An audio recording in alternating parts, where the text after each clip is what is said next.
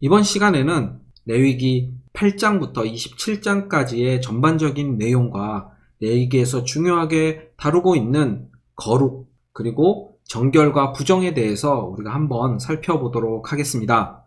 레위기의 구조를 보면서 우리가 한번 레위기 전반에 대한 내용을 살펴보도록 하겠습니다.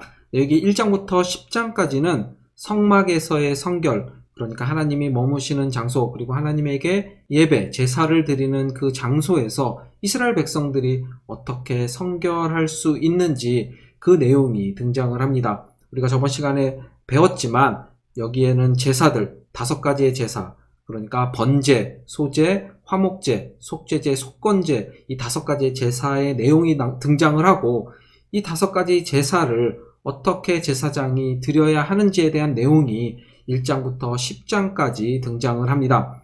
11장부터 16장까지는 하나님 앞에서 이스라엘 백성들이 어떻게 성결할 수 있는지, 어떻게 거룩한 삶을 살 수 있는지에 대한 내용이 등장을 하는데, 곧 정결과 부정입니다. 하나님은 거룩한 분이시기 때문에 이스라엘 백성들은 항상 정결, 깨끗해야 됐죠. 그리고 어떤 것은 부정한 것, 그러니까 깨끗하지 못한 것은 무엇인지에 대해서 알려주시면서 이스라엘 백성들이 개인적으로 그리고 국가적으로 하나님 앞에서 성결할 수 있도록 그들에게 알려주시는 내용이 레위기 11장부터 16장까지입니다. 17장부터 27장까지는 이스라엘 전체 공동체의 성결에 대해서 알려주시면서 성결에 대한 규범들, 구체적인 규범들이 등장을 하게 됩니다. 레위기 1장부터 16장까지는 예배에 초점을 맞추어서 설명을 하고 있고, 17장부터 27장까지는 삶에 초점을 맞추고 있습니다. 조금 더 구체적으로 살펴볼게요.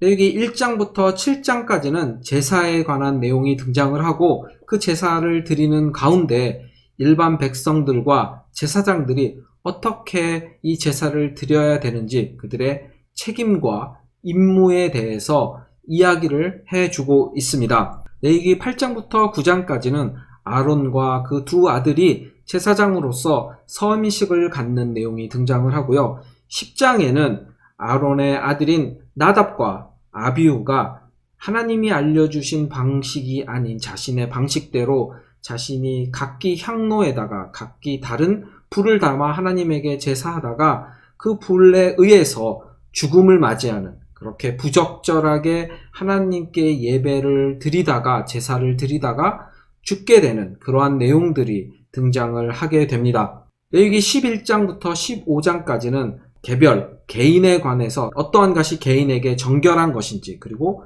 부정한 것인지를 알려주고 있고요. 16장에는 국가적으로 하나님 앞에서 성결할 수 있는 대속죄일, 제사장과 성막과 백성들이 하나님 앞에서 정결되고 성결될 수 있는 대속죄일에 관한 내용이 레위기 16장에 등장을 합니다. 레위기 17장부터 27장까지는 이스라엘 공동체의 성결에 관한 내용이 등장을 합니다. 이스라엘 백성들이 어떻게 성결한 삶을 살 수 있는지 그들에게 구체적인 규범들을 알려주는데요. 주로 이스라엘 백성들의 직접적인 삶에 초점을 맞춰서 그 삶과 연관된 내용들이 등장을 합니다. 우리가 한번 전반적인 내용을 살펴보도록 할게요. 이스라엘 백성들이 재물을 잡을 때 그 재물을 어떻게 잡아야 되는지, 그 잡는 곳에 대한 제한과 절대 그 재물의 피를 먹지 말라는 내용이 등장을 하고요. 가증한 성적 풍속에 대한 금지,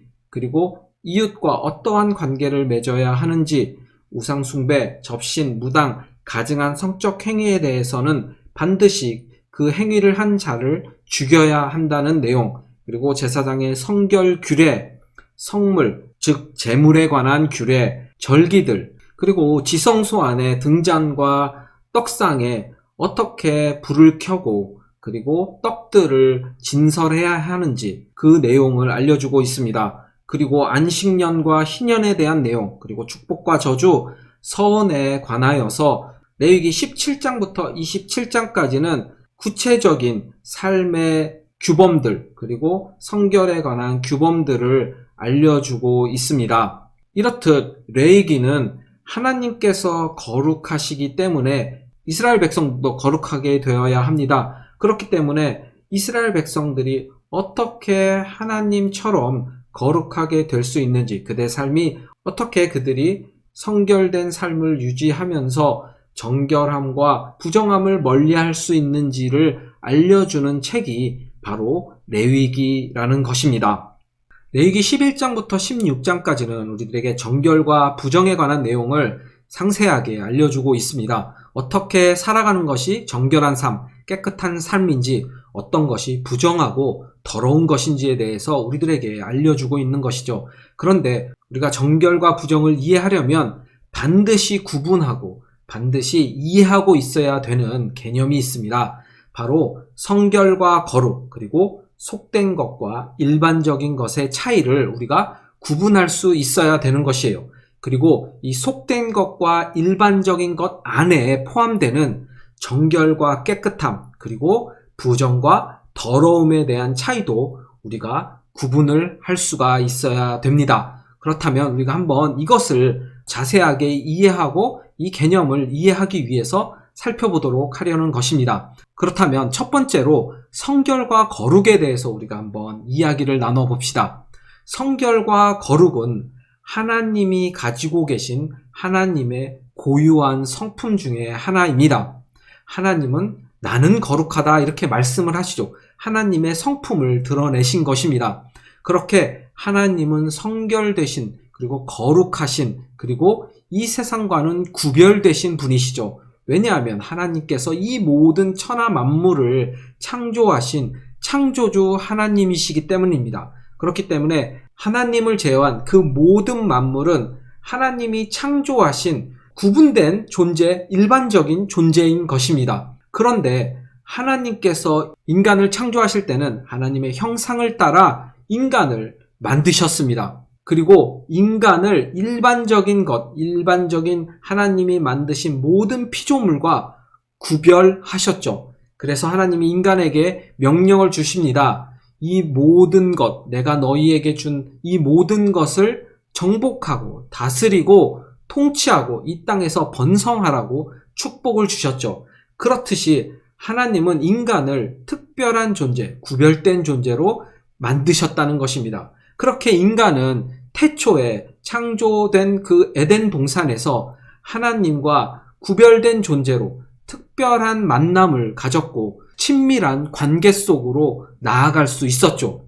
하지만 인간이 사탄의 속임에 넘어가서 죄를 짓고 타락을 하게 됩니다. 즉 성결과 거룩한 삶에서 속화가 되어서 타락하여 속된 것, 일반적인 것이 된 것입니다.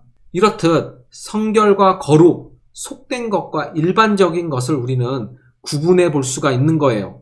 성결과 거룩은 하나님의 고유의 영역입니다. 즉 이제 인간은 죄로 인하여서 더 이상 하나님의 고유 영역인 성결과 거룩해지는 것에 완전하게 다가갈 수가 없습니다. 성화되어 가도록 노력은 할 수 있지만 완전한 성화는 이룰 수가 없게 된 것이죠. 인간은 속된 것, 일반적인 것에 머물게 된 것입니다.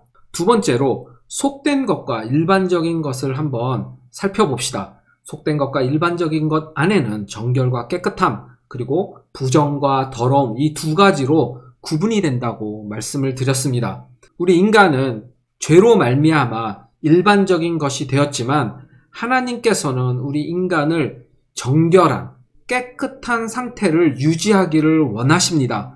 왜냐하면 이 정화되고 깨끗한 상태를 통해서 하나님께 나아갈 수 있도록 성화되어 가는 과정을 밟을 수 있기 때문이죠. 하지만 우리가 부정, 더러움, 죄로 오염되어서 죄의 모습을 계속 간직하고 있다면 더 이상 하나님에게 나아갈 수가 없는 것입니다.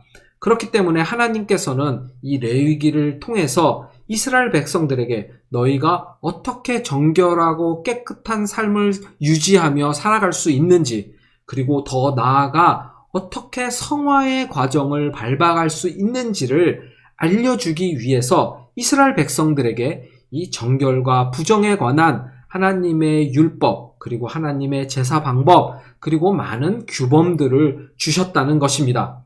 인간은 실수로, 그리고 또한 이 죄악된 세상에 살기 때문에 과오로 죄를 지을 수가 있습니다. 이것을 바로 죄의 오염이 되었다고 말하는 것이죠. 그렇게 인간은 부정해질 수 있고 더러워질 수 있습니다. 하지만 하나님께서 이스라엘 백성들에게 제사 방법을 주셨죠. 바로 정화되고 깨끗해질 수 있는 길을 열어주신 것입니다. 우리가 잘 알다시피 번제, 속죄제, 속건제 이런 제사를 통해서 그 죄를 깨끗하게 정화받고 그리고 다시 정결한 삶, 깨끗한 삶을 살 수가 있는 것이죠. 그렇게 하나님은 하나님의 소유, 제사장 나라, 거룩한 백성인 이스라엘 자손들에게, 이스라엘 백성들에게 정결한 삶을 유지하면서 하나님처럼 거룩하게 되어야 될 것을 명령을 하신 것이죠. 왜냐하면 이스라엘 백성들을 이 일반적인 것, 속된 것에서 구별하여서 하나님의 백성으로 삼으셨기 때문입니다. 그렇기 때문에 이스라엘 백성들은 계속해서 정결을 유지하며 성화되어 갔어야 하는 것입니다. 하지만 우리가 앞에서도 말했지만 이들은 실패를 했습니다. 그리고 우리는 결코 하나님 앞으로 완전한 거룩한 삶, 그리고 완전하게 성화된 삶을 살 수가 없는 것이죠. 그렇기 때문에 하나님께서 예수 그리스도를 이 땅에 보내주신 것입니다. 하나님께서 예수 그리스도를 통해서 오늘날 우리의 모든 죄를 정결케 하시고 깨끗게 하셨죠. 그리고 점점 하나님을 배워가며 하나님을 알아가며 하나님과 친밀한 교제 가운데 성화되어 갈 수 있도록 우리를 인도해 주시고 계십니다. 하지만 우리도 완전한 거룩, 완전한 성결로 나아갈 수 없습니다. 하지만 우리에게 소망이 있는 것은 예수 그리스도가 다시 오셨을 때 우리가 하나님 나라의 하나님의 자녀로 하나님 나라에 들어갔을 때 그때 우리는 완전한 성결, 완전한 거룩, 완전한 성화 가운데로 나아갈 수 있게 되는 것입니다. 그때 우리는 하나님의 자녀로 하나님과 친밀한 관계 속에서, 친밀한 교제 속에서 하나님을 예배하며 하나님과 함께 생활을 하게 될 것이라는 것이죠. 그렇기 때문에 우리는 이 레위기 11장부터 16장을 통해서 하나님께서 이스라엘 백성들에게 어떻게 정결하고 깨끗한 삶을 유지할 수 있는지, 비록 그들이 속된 것, 일반적인 것에 속해 있지만 정결하고 깨끗한 삶을 살 수 있도록 그들에게 많은 율법과 규범들을 알려주셨다는 것입니다. 그리고 이 율법과 규례들을 그들이 지키고 행하면서 점점 그들의 삶은 성화되어 갈 수 있었다는 것이죠. 거룩과 성결, 그리고 속된 것과 일반적인 것, 정결과 부정의 예를 한번 그림을 통해서 살펴보기를 원합니다. 하나님이 머무시는 장소, 그리고 하나님에게 제사를 드리는 성막, 그리고 특별히 그 안에 지성소와 성소는 굉장히 거룩하고 성결된 장소입니다. 그리고 이 성막을 제외한 나머지 공간들을 우리는 속된 것, 그리고 일반적인 것이라고 부를 수가 있을 것입니다. 하지만 이스라엘 백성들이 머무는, 이스라엘 백성들이 진을 치고 있는 장소는 속된 것, 일반적인 것이지만 정결한 곳입니다. 그리고 이스라엘 진 밖, 광야는 부정한 장소가 되겠죠. 이렇듯 장소에서 우리는 거룩과 성결, 그리고 속된 것과 일반적인 것, 그리고 정결과 부정한 장소에 대해서 우리가 알 수가 있습니다. 또 다른 예를 한번 들어봅시다. 하나님께서 이스라엘 12지파 가운데 특별하게 구별하여서 레위지파를 부르셨죠. 하나님을 섬기는 자들로, 하나님을 섬기는 지파로 부르셨고, 또 그 안에서 하나님께서는 제사장들을 선택하셨습니다. 이렇듯 하나님에게 선택된 제사장들은 거룩한 존재들이었죠. 그리고 하나님과 이스라엘 백성을 중재하는 중재의 역할을 감당했습니다. 이렇듯 제사장은 거룩한 존재로 하나님께서 구별하셨죠. 그리고 이스라엘 백성들은 속된 것, 일반적인 백성이었지만 하지만 그들은 정결하게 하나님에게 또한 부름을 받은 하나님의 구별됨을 받은 정결한 사람들입니다. 이렇듯 이스라엘 백성들은 하나님이 알려주신 제사들과 생활 규범들을 통해서 그들의 삶이 늘 정결을 유지하고 그리고 거룩함으로 나아갈 수 있었습니다. 하지만 이스라엘 백성들을 제외한 이방인들은 그들의 삶이 하나님이 없었기 때문에 부정한 삶이었죠. 우리가 여기서 또한 제사장들은 거룩함, 그리고 이스라엘 백성들은 정결, 그리고 이방인들은 부정으로 우리가 이해할 수 있습니다. 이렇듯 우리는 거룩과 속된 것, 그리고 정결과 부정을 구분하고 나누어 볼 수가 있는 것입니다. 레위기 16장에는 대속죄일에 대한 내용이 등장을 하는데요. 하나님께서는 7번째 달 10일 날 이스라엘 전체가 모여서 하나님에게 대속죄 제사를 드릴 것을 명령하셨습니다. 이 제사를 통해서 하나님께서 이 이스라엘 전체가 완전하게 정결되어지고 완전하게 깨끗해질 수 있도록 하나님께서 명령을 하신 것입니다. 앞에서도 설명을 드렸지만 이스라엘 백성들은 자신이 의도치 않게 실수로 과오 혹은 죄를 범하였을 때 그들은 그 죄를 속죄함 받기 위해서 하나님에게 속죄제와 속건제를 드렸어야 했습니다. 그것을 통해서 그들의 죄가 속함을 받았죠. 하지만 이 대속죄일에는 이스라엘 전체가 모여서 하나님에게 속죄 제사를 드림으로써 그들이 완전하게 정결되어지는, 완전하게 깨끗해질 수 있도록 하나님께서 명령하신 날이 바로 이 대속죄일입니다. 이날은 대제사장, 그리고 성막, 그리고 백성이 속죄함을 받았습니다. 대제사장은 속죄제물로 숫송아지, 그리고 번제물로 순양을 잡아서 하나님에게 제사를 드렸습니다. 그리고 성막도 속죄함을 받았죠. 왜냐하면 이 죄와 부정에 의한 오염을 제거하고 정결하게 만들 목적으로 성막이 속죄함을 받게 되는 것이죠. 우리가 알다시피 이 죄는 우리를 조금씩 오염을 시킵니다. 그리고 우리를 부정하게 만들죠. 그렇기 때문에 1년에 한 번씩 하나님을 제사하는, 하나님이 머무시는 이 성막도 깨끗하게 정결하게 하기 위하여서 이 대속죄일날 속죄 제사를 드리는 것입니다. 그리고 백성을 속죄하기 위하여서 숫염소 2마리를 하나님에게 제물로 드렸습니다. 이 숫염소 2마리를 가져와서 대제사장이 제비를 뽑아 한 마리는 속죄 제물로, 그리고 한 마리는 아사셀 염소로 정하여서 이 한 마리를 광야로 떠나보내게 됩니다. 즉, 이 이야기는 무엇이냐면 속죄 제물은 이 백성들의 모든 죄를 전가하여서 백성의 죄를 속죄함 받는 이 순염소의 죽음을 통해서 백성들이 속죄함을 받게 되고요. 이 아사셀 염소를 떠나보낸다는 것은 바로 백성들에게 있는 그 죄를 이 아사셀 염소에게 전가하여서 멀리 떠나보내는, 그러니까 부정한 것을 멀리 보내어 정결하게 되어지는 것을 의미합니다. 그리고 이 아사셀 염소는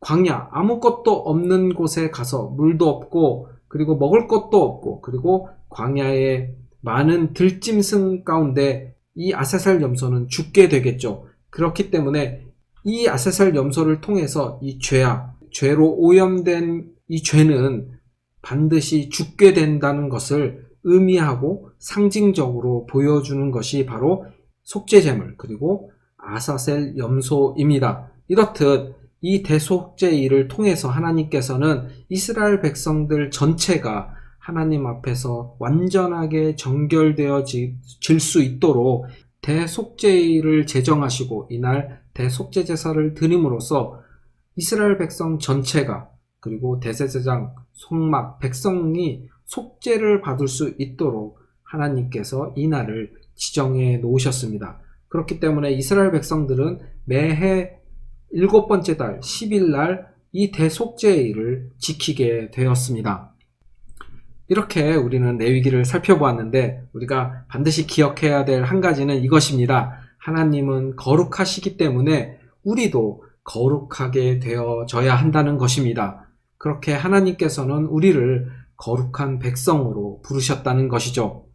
묵상과 적용에 대해서 말씀을 드리겠습니다. 내가 거룩하니 너희도 거룩하게 되어야 한다.